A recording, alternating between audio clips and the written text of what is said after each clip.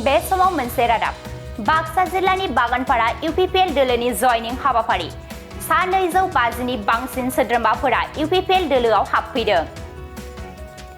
बाक्सा जिल्लानि 25 नं Baganpara BTC बियाबाव UPPL दोलोनि ग्रेन्ड जयनिं हाबाफारि बिटिसि हायुङारि गावखुंथायनि बुंथिगिरि खाथिराम बर'नि नखर बियाब बागानपारायाव बे जयनिं हाबाफारिया जानानै थाङो। बे ओनसोलनि समाज सिबियारि रायजोफोरजों लोगोसेनो गुबुन गुबुन दोलोनि सा 250 नि बांसिन सोद्रोमाफोरा इउपिपिएल दोलोआव जयनिं जानायखौ दुंब्रुदै बरायदों बुंथिगिरि खाथिराम बर'आ। बिटिआरनि गाहाय खुंगिरि प्रमद बर'नि दैदेननायजों बिटिआर हालामाव साफ्रोमबो लोब लोब सुबुंफोरखौ इउपिपिएल दोलोआव जयनिं जाबाय थानायखौ नुनो मोन्दों।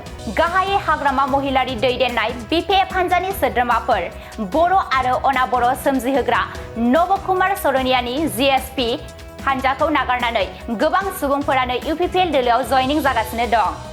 बिटिआर गोरोबथानि उनाव गाहाय खुंगिरि प्रमद बर'आ जौगाथायनि फारसे गोख्रों खामानि मावनाय आरो गोजोन थासारि सोरजिनायखौ बरायनायजों लोगोसेनो थुलुंगाखांहोनो फारि फारियै जयनिं जागासिनो दं। थिग बेबायदिनो बिटिसि हायुङारि गावखुंथाय बुंथिगिरि खाथिराम बर'नि बियाब 25 नं बागानपारा बिटिसि बियाबाव सा 250 नि बांसिन सोद्रोमाफोरा इउपिपिएल दोलोआव जयनिं जाफैयो।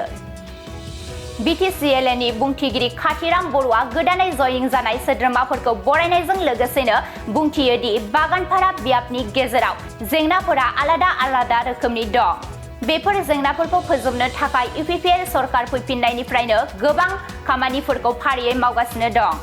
बाक्सा जिल्लानि बागानपारा ब्लक कमिटि इउपिपिएल हान्जानि बानजायनायाव खुंजानाय बे जयनिं हाबाफारियाव मिरु इउपिपिएल हान्जानि मावफुं सोद्रोमा अन्जन सरकार, मावफुं सोद्रोमा साधन बैसक, बागानपारा ब्लक कमिटि इउपिपिएलनि आफादगिरि अपूर्व कुमार दास, गाहाय नेहाथारि मिथुन गयारीजों लोगोसेनो गोबां मावथिफोरा बाहागो लादोंमोन।